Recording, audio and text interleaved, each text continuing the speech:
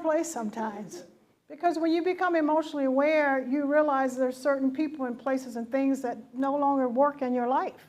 And they got to go. Otherwise, it hinders you from living in alignment. They got to go. Self-reflection helps you to become self-aware and allows you to ask the question, why do you do what you do? And how can you improve? What are my strengths and weaknesses? So ask for help from a trusted, competent source when we go back to asking for help. So we're going to talk about navigating the holidays. It's 11:50. I have just a little bit more time, but I want to do this last exercise. So we are on the brink of Thanksgiving, and as we look at holidays, it can be particularly hard for those who are grieving. But I would encourage you to do your best not to isolate yourself. If you do, it has the potential of actually making you feel worse, not better.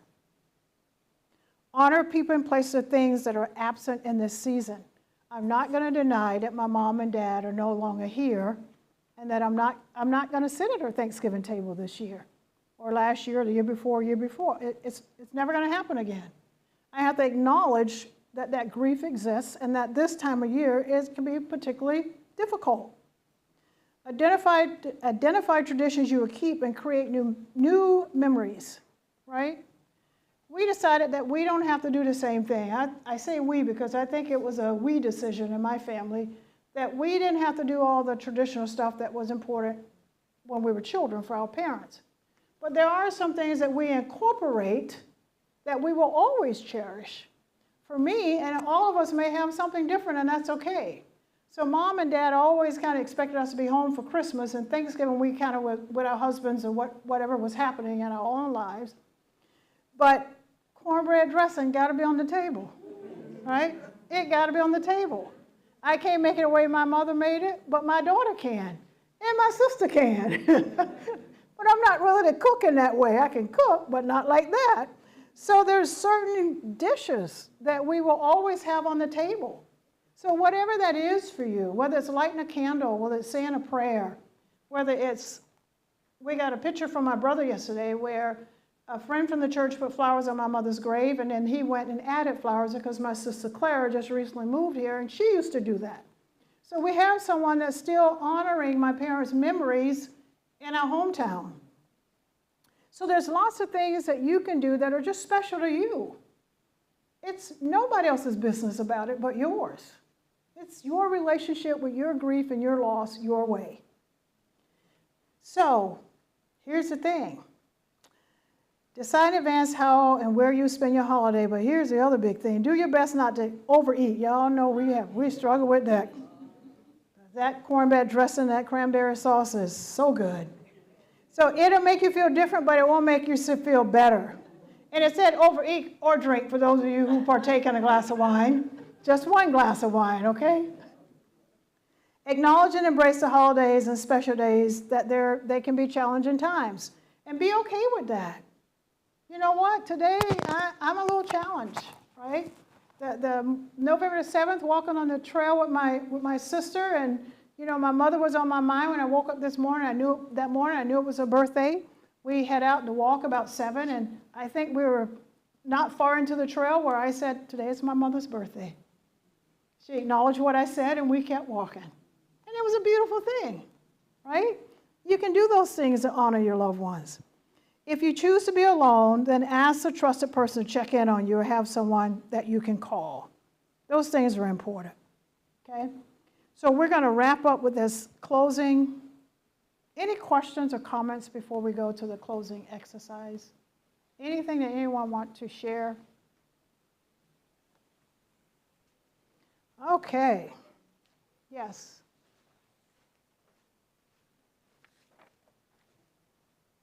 The exercise that I skipped, real quick, it's an important exercise, so I would ask you to think about what you have seen and heard today, and think about some of the things that you unintentionally say and do that are not helpful, right? We all do it. I've done it. the things that you have said or done that are not helpful, and how can you reframe that? That's the sheet. You can do this at home as you go home and pray and meditate on what you heard today. God may give you some wisdom of your own, but think about that. Think about what's helpful to say beyond today, and you're actually going to demonstrate that in a minute anyway, which is why I skipped it in the next assignment. Was there a comment? It goes back to grief and defining what grief is. There was an emotion that I felt this week, on Wednesday particularly, and as I tried struggling to identify really what that was, and I put up there perception. It was. Perception. That might not be the right word for it, but what I was feeling was everything I had taught my child and everything that was taught me, it seemed collectively it didn't matter anymore. And so I didn't know how to process that. I felt, I just didn't know how to process that. And it hurt. So it grieved me because, again, the commandments, those top ones, and then to see that it didn't matter anymore. Yeah. Because you can still lead a country, and it doesn't matter anymore. Yeah. So I guess I was grieving those perceptions or ideas that was taught me and that I taught on. Yeah. Yeah. Anyway, I'm not sure what that is. Thank you. Well, she's talking about the election. Oh, you're welcome. Thank you for sharing. And her perception of what she thought the outcome would be versus what she had taught her son in the way of 10 Commandments. I have this thing that I often tell my clients when we talk about expectations. So sometimes we have expectations of other people. And so I just call expectations false, right? Because when I expect something of you and then you fail me, I'm pointing at Mama Sue, but that could be of any of us, then I'm crushed because I have this expectation of you that you didn't fulfill. That's like be strong for others, right? So to have expectations of others in that way, we set ourselves up for grief. It's like expecting my daughter to play golf when it wasn't what she wanted to do in college. I was devastated.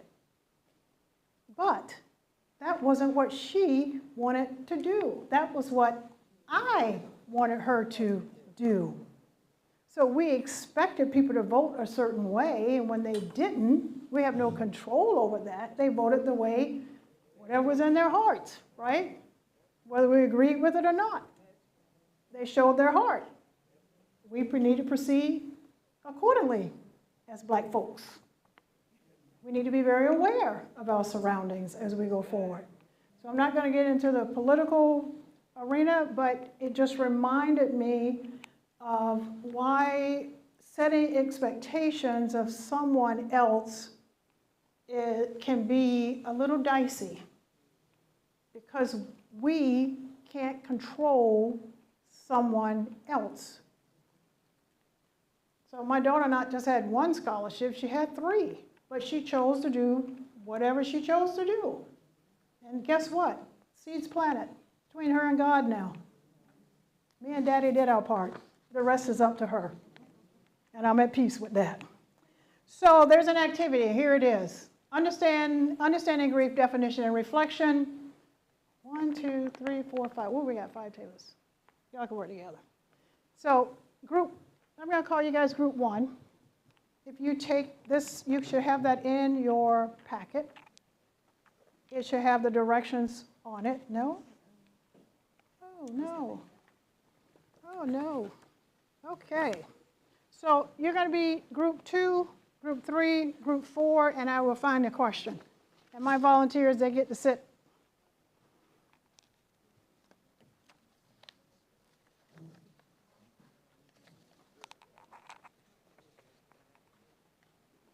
Okay, so group 1, you have about 10 minutes, and then we'll do Q and response.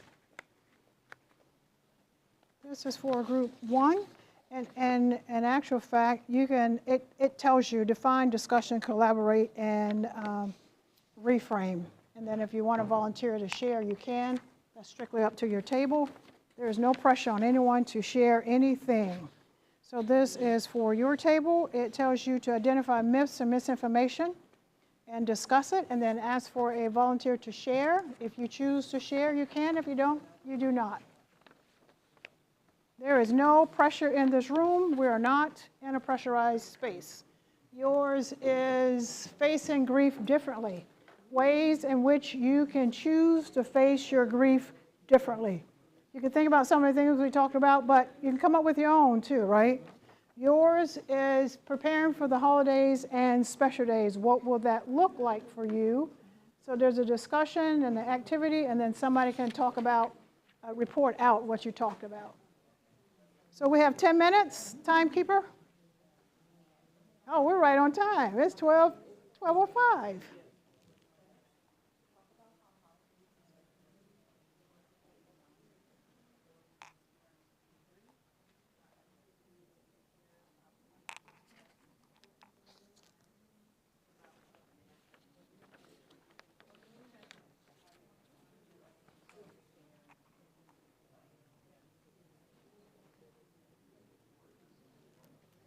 Let me just say on these questions that don't always go right to death when we talk about grief, right?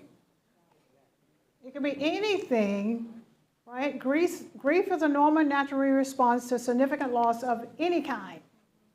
So it doesn't necessarily have to be about death or dying or divorce, which are the typical ones we think about, right? It can be about anything. Loss of income, loss of mobility, loss of anything that you could think of.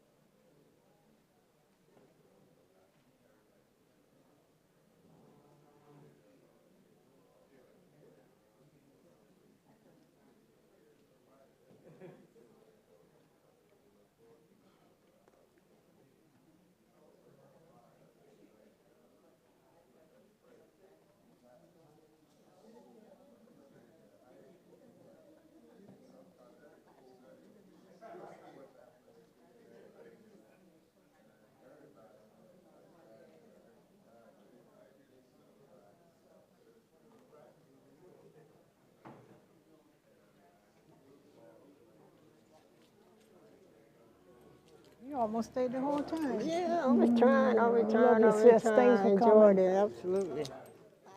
Bye. She got the smoke, don't she? Where's she going? I know, I haven't either. Thank you. Obedience. Yes. Because when I was preparing, I was like, oh my gosh, Lord, really?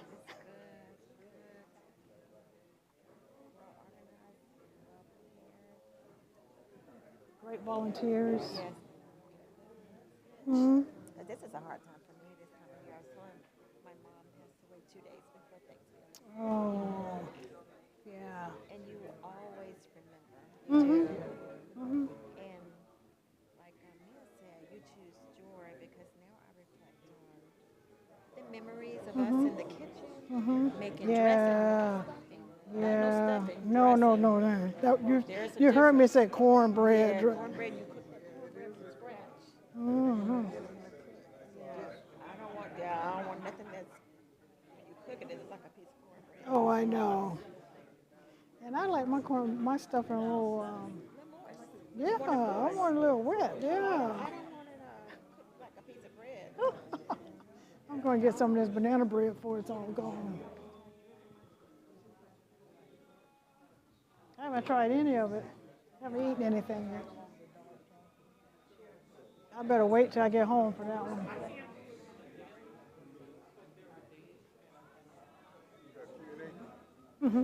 That's next.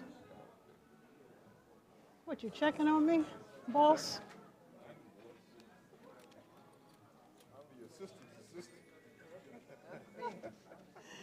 Oh my gosh.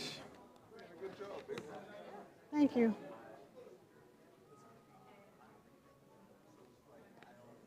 My outlaws over there, right? Oh, you talking about my?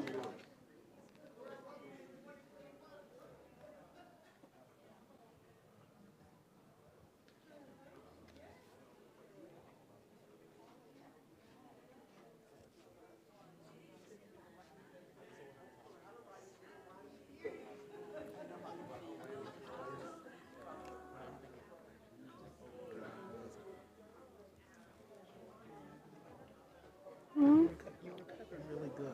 I did. Yeah, you did. I was listening to a, I don't know what it was yesterday, the day before yesterday on workshops. And the point was, when you feel that things are not going the way you expect to, find the joy in the moment of where you want to go, and then just go there, as opposed to trying to auto-correct something that's already gone. You can't change it. I was looking at it, I'm like, okay, here's me. I'm setting my timer. I'm like, she should be on there. Yeah, that's why. Don't worry. That's why. What? Yeah. What? Oh, where is it? Oh, I did not on there. Give way to the Holy Spirit. Huh? I see. Because, anyway, remember last time, I'm like, oh, we're already here. Okay, so we're good. And then just now when you said, oh, what time? And I looked and said, oh, that's right. Okay. Yeah, we're good. We pretty good turnout. Any place do you need to be for this? We're going to put these on the board, or what are we going to do Yeah. with this one? If somebody offers information, yeah. Yeah, yeah. Envelope in your red bag. Okay. It's got the money and the checklist and everything. It's Okay. in the red bag. Okay.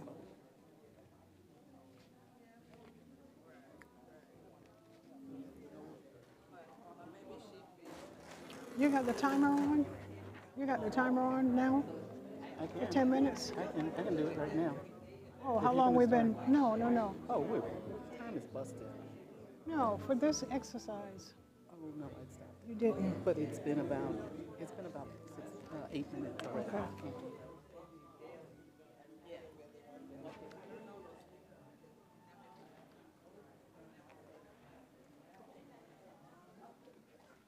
I know, that's what I really wanted, a bagel.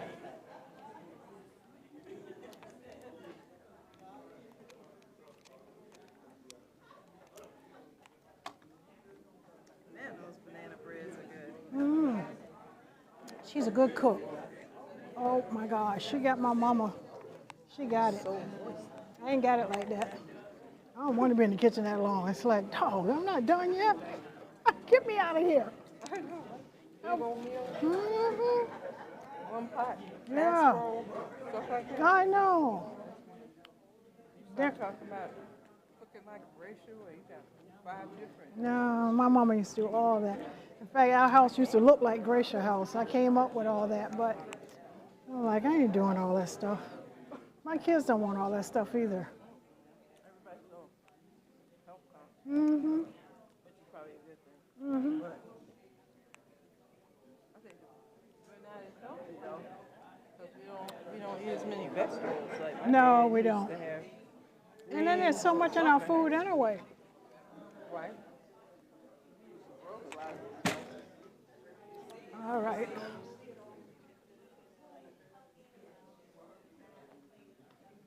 You okay? Wow. You have no idea.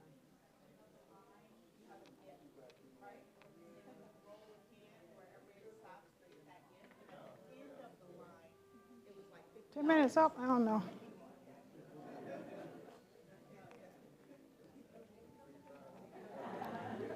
Okay, how we doing? How we doing? We want to have time for question and response. I don't call them answers, I call them responses. Got to be different. Anyone care to share their feedback from the bringing it all together exercise, the BIAT? Little bits? Can you catch the board? What you say? I know how you feel. We say that so often, and as we discussed here, we were talking about losing our mothers.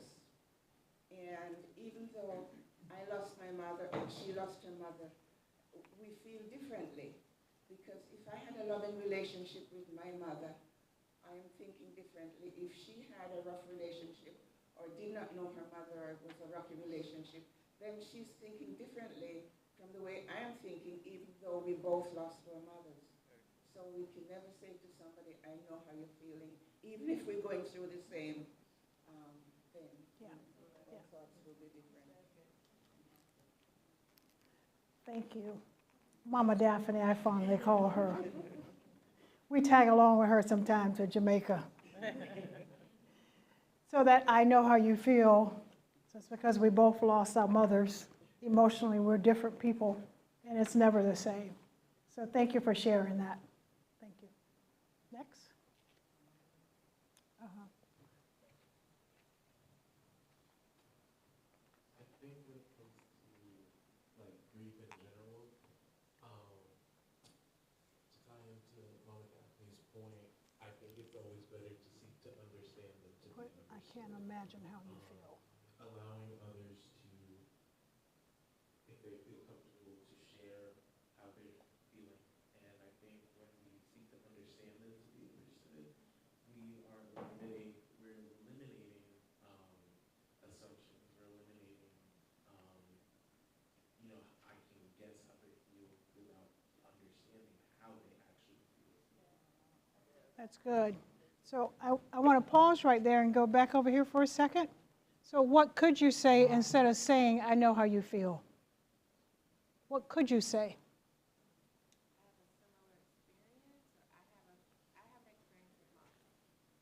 So I think it's valid to say I have an experience where I lost someone in my life.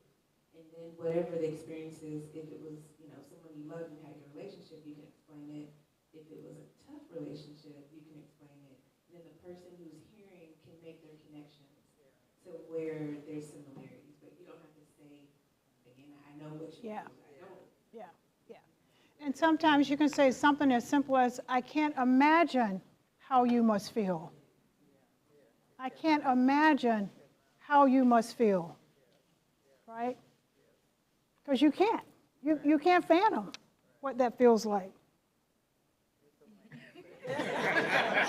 This guy, what's this guy doing behind me? I'm sorry, I'm going to ask you to Brad, to kind of repeat what you just said. I know. Seek to understand than to be understood. Very good. Very good. Seek to understand than to be understood. So what does that mean? What does that mean for me? That means zip the lips, listen with my heart, stay present in the moment, and sometimes not even have an opinion, so that I can be present and engage without sometimes speaking. Sometimes we think we have to say things, right? So we don't want to ignore what somebody say by not saying anything, but sometimes silence is better if you don't know what to say. Remember that. When you don't know what to say, silence may be better. But to simply acknowledge someone's death, just saying, I'm sorry for your loss, may be all you need to say. So again, you have to be present in the moment. You have to be discerning in the situation. And if you're present in the moment, you are almost sensing I can sense what you need right now. You need me to listen, right? You don't need me to speak.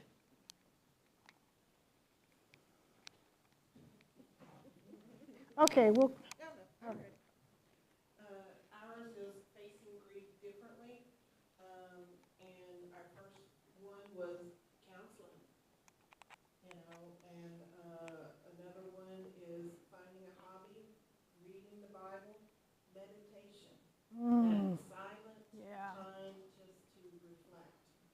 journaling. And we were talking that, you know, each one of us had journaled a little bit, but, you know, it just sort of like fell to the wayside. And then music. Yeah. Listening to, you know, as I was telling them that song that was playing at the beginning was my music on my way in today. So that was, Thank you. Thank you for that. So you know, we're going to be about 10 minutes over. Are we good? Yeah. Okay. Ask permission to use your time, right? It's not my time, it's yours. But I've done a little bit of all of that. When I started my journey, there used to be a yoga studio right next door to the church. And so I used to go there. And the first time I went, you know what my body did? It laid on the floor and then my body just cried. That's all I could do. I just cried. As all of that weight. Because when you go into that meditative state, that zone, if you are listening to what your body needs, it will absolutely tell you what it needs. But we get so busy, we're not listening to what the body tells us that we need, right? So just as we stay present with others, we stay present with ourselves. So I have spent countless hours in total silence. Still do. No TV most of the day. I don't need to be entertained. Just don't. I need to be present with Anna so the Lord can minister to me and that I'm able to be in tune with what he's asking me to do. That's why I'm here. He just keeps asking me to do these things. Thank you. Thank you. This table? The gentleman told me that I had to speak. Just like a man, always telling a woman what to do. That's not fair. Well, today I'm listening. Okay, so preparing for holidays and special days, it just so happened that everyone at the table had the same story. Oh, wow. In a sense, my husband talked about how when he was growing up, his grandma was the centerpiece of the family, and when she died, it changed holidays. And he said he still misses those times when all of his family got together. And he spoke about how it just was never the same after her loss, particularly for him because he was so close to her. And then our family over here just talked about, you know, everyone is still living, but they're going to have a disconnection because there's family things going on. Yeah. And so now they have to spend their holidays apart from their family. Yeah. And Mr. Bird was talking about traditions that he used to have within the community, that every holiday somebody did a different meal. They're just not doing that anymore. Somehow it fell apart. Yeah. And so it was this lack of connection and things that we have grown accustomed to, and how in that we have to create new traditions and new memories. Yeah. And so that was our resolve, is that everyone is going to continue to try to make new traditions and create new memories. That's beautiful. Because you can honor the old memories. You can have a great conversation about them, but at the same time, you create new memories. I moved a flower pot yesterday, and it had a little thing hanging off of it. Actually, I think I taped it to it some years ago. My oldest daughter said, Mom, Christmas may not look the same this year, but I love you. So she sent me a plant that year, and I taped it to the pot. I moved the pot, and the little sign was still there. So it just reminded me, you know, the holidays are not the same, but love abides. And so I may not spend Christmas with her and her family this year, but they'll be home for Thanksgiving. All four of our children, we're a blended family. So here's mine and ours. We love them all in all their unique ways, and we're all going to come together this year. So thank you all for sharing. We just have a couple more things. I have some data that I really want to make sure that you hear today. One of the reasons why, other than working with younger women with small children and having their lives changed by recognizing grief, I also look at what's happening to our youth. And so I wanted to share a Pew report revealed that according to the CDC, suicide rates among persons aged 10 to 24 years increased significantly during 2018 and 2021. And among our Black youth, persons of color, the number increased by 36.6%. That was alarming for me. So that's up from an 8.2 percentage. So that's the difference in where we were and where we are as of 2021. So here's the deal. If we don't do our work as adults, we can't help our children.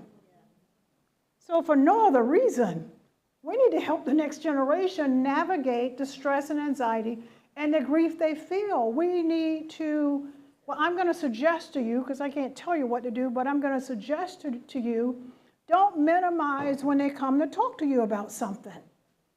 It's real to them, just as real as our grief is. So think about that. In 2021, the suicide rate for Black youth between ages of 10 and 24 was up by 36.6%. That's huge. And then the U.S. Department of Health and Human Service Office talks about the OMH, that in 2022, suicide was the third leading cause of death for Black or African American men ages 10 to 24.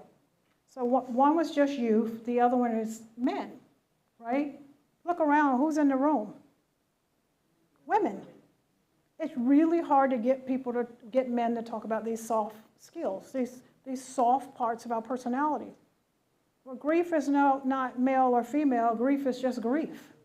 Trauma is not male or female, trauma is just trauma.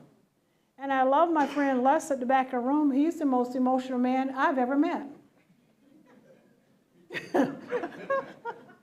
He just is.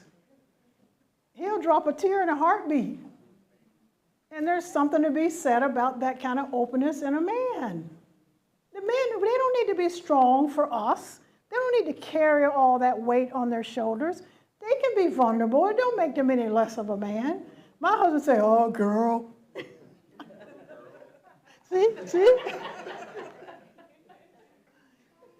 So if our men become more vulnerable, if we become more vulnerable as adults, so does our children, and so do our boys. Our boys need to see our husband and our men in their lives be emotional, to know that it's okay.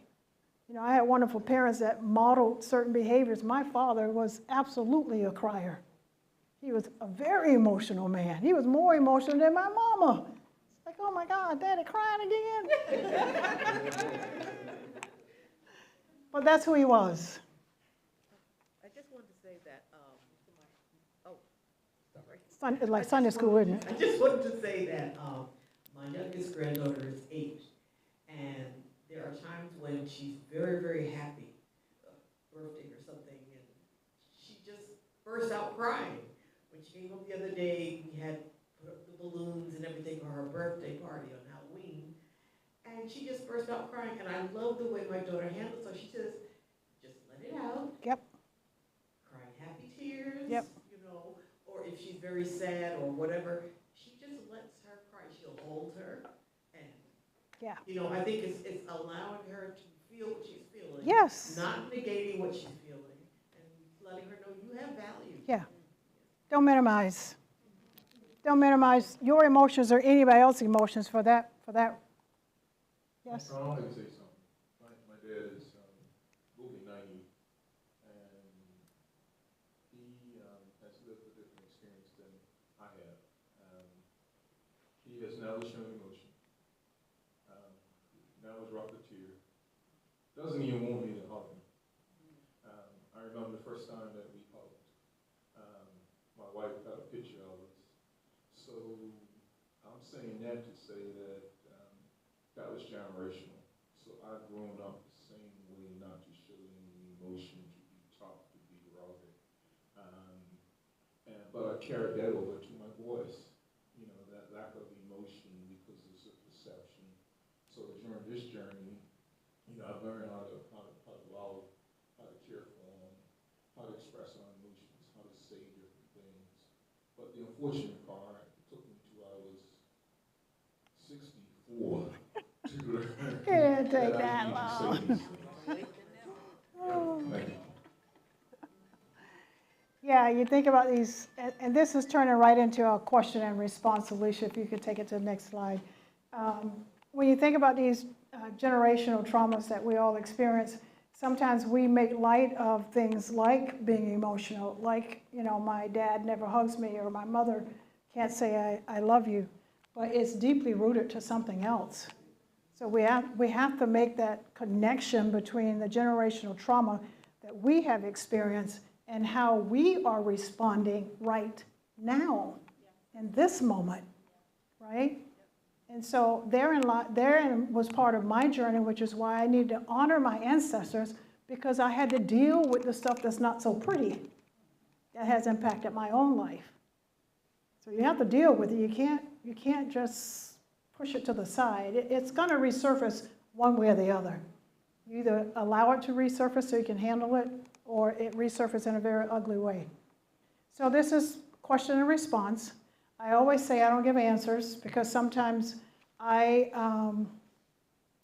respond to you in a way that may be a question, because what I have learned in this journey that God has given each one of us discernment. It is not my role to answer you. It is your role to seek the answer from a higher power. I can share with you from my experiences.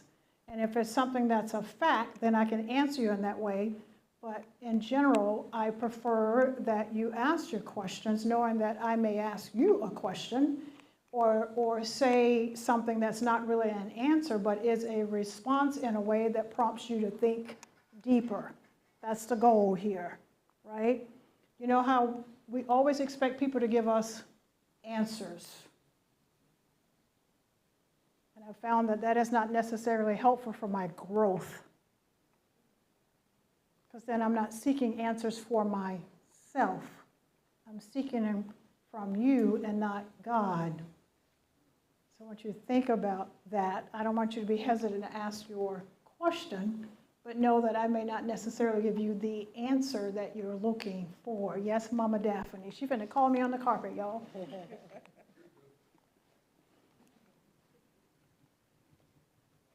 I find sometimes by answering the question, by asking the question, you can answer it yourself, because it just opens up.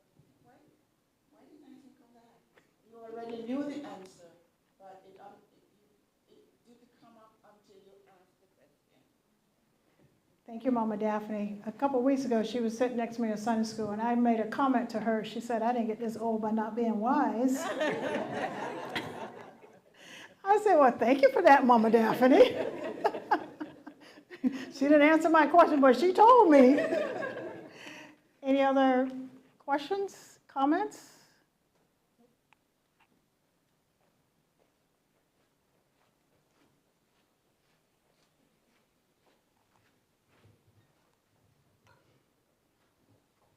Just a comment. Collect the blues on the table and put them with the other one. My mom, because we had an extremely close relationship. I was the youngest out of the six of us. I spent an extreme amount of time with her. And so when she died, I chose to honor her memories. And so that was the way I was able to move through the grief process. I chose not to be sad, but I chose to honor the life that she had and the impact that she had on my life. Thank you, my sister. Thank you. Anyone else? I got a comment. I think a lot of times, when I look back over my, as a father, I've been present, but a lot of times because of the different competing interests and trying to make a dollar and work and other things, I haven't been emotionally available to my wife, my kids, and other people around me. And what I've had to learn is really to try to put other people's needs ahead of myself. But as my spouse has highlighted, a lot of times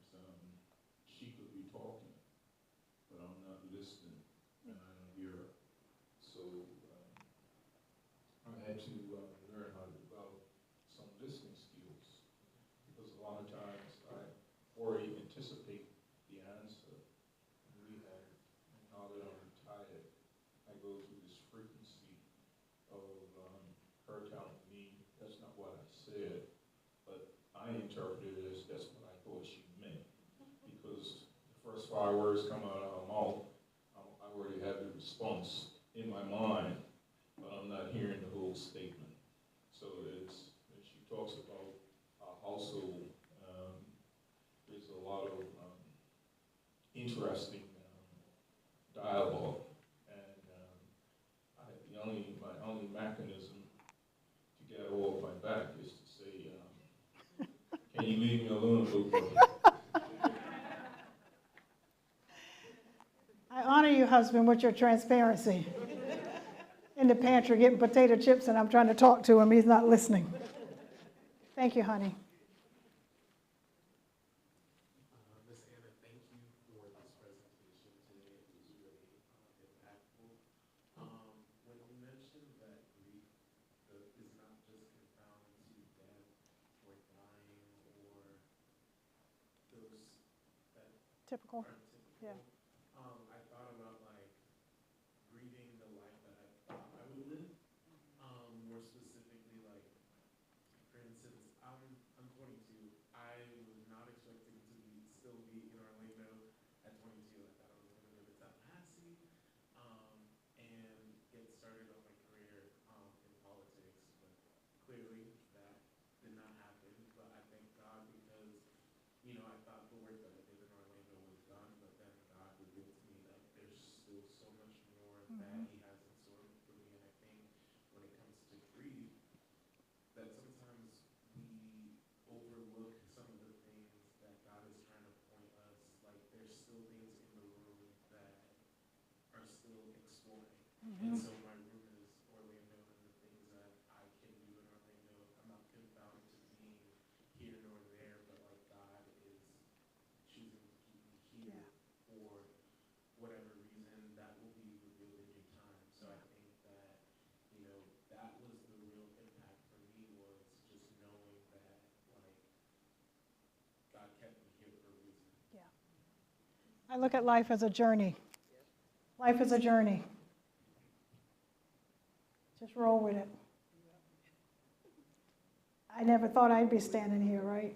Life is a journey. Obedience. Obedience. Thank you. Any other questions, comments? So we're going to do this, your thoughts. You can scan the QR code on the screen and take a 4-question survey, or you can go to the back of your packet on that last piece of paper. You can answer these questions. I will ask them for you. And then we're going to have a raffle giveaway. We're going to have 4 giveaways here after we do the survey. And we're going to say kumbaya. So the first question is, what was your biggest aha moment? What was your biggest aha moment? What was the greatest takeaway we like to ask in coaching? And it could be 1 item, but it could be 3 items. So what was your greatest takeaway? What was your greatest takeaway? And these questions help me build the presentations that I present and know what's important for the audience, not what's important for me. It's not about me. After the workshop, how did your comprehension of grief as a complex emotional experience broaden? How did your understanding of grief today, how did it expand for you after today's workshop?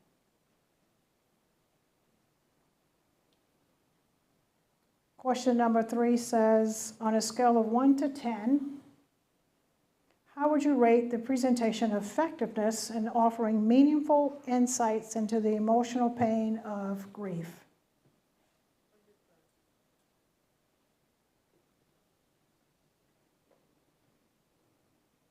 And what other topics are you interested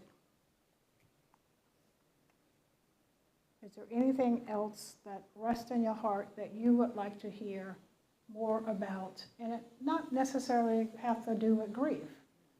It could be with resilience. How do we live a resilient life through our grief?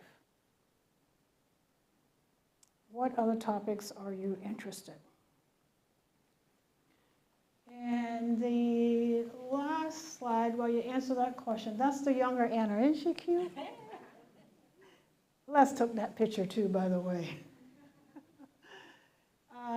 So the QR code there will connect you. I think that connects to my website. I can't remember what I could. Website? Yes. Alicia said website, yes. So that will connect you to my website. And for those of you who are on social media, I'm on all the platforms at ALW Coaching, Anna Laura Woods Coaching, ALW Coaching. Notice I put that Laura in there. That's in honor of my mother. So you scan that QR code, it'll take you to my website, and some of you I'm already connected with on social media. So I am most proud to be able to be obedient to the Holy Spirit and do as God has commanded me to do. Even when it came down to the notes, right? Notes out the window. Just speak from the heart. So here's kind of what I want you to take away. You know what, before I do that, if you reach under your seats, there should be 4 chairs with a Post-it note on it that says, what does it say? Winner? You're a winner. You're all winners, by the way. But on the 4 chairs are winners of the red bags that are on the table. You put them all the way under there? No. They turn the whole table. Oh, here's a winner. There's a winner. Anyone else? There's another winner. Deacon Miller. There's 2 right here. Anyone else? Oh, there's another winner right there.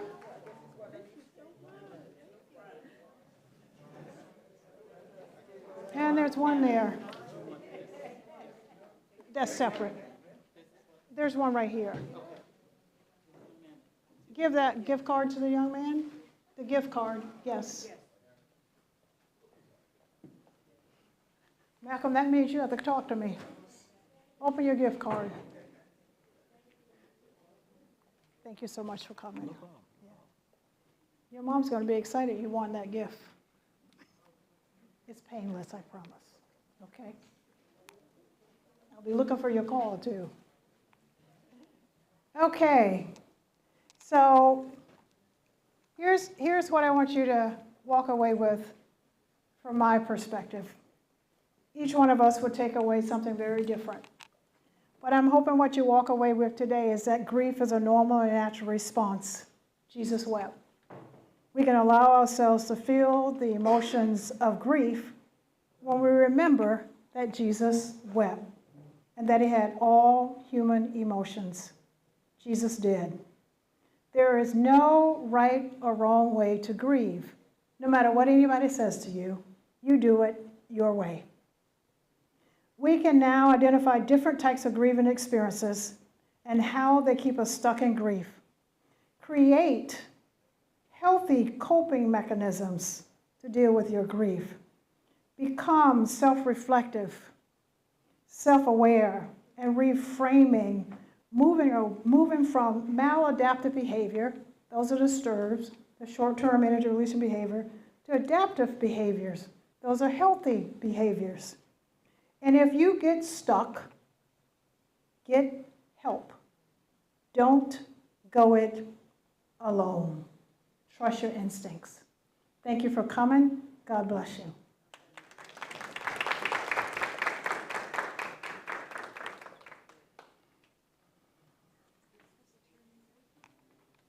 Yes, leave the survey questions if you answer them on paper. Just leave them on the table. I'll pick them up.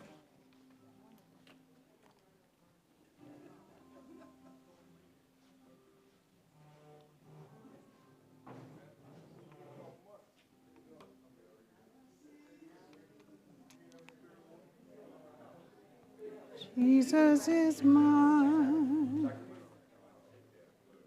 Did you want them to take any bagels, or do you want to take them home and free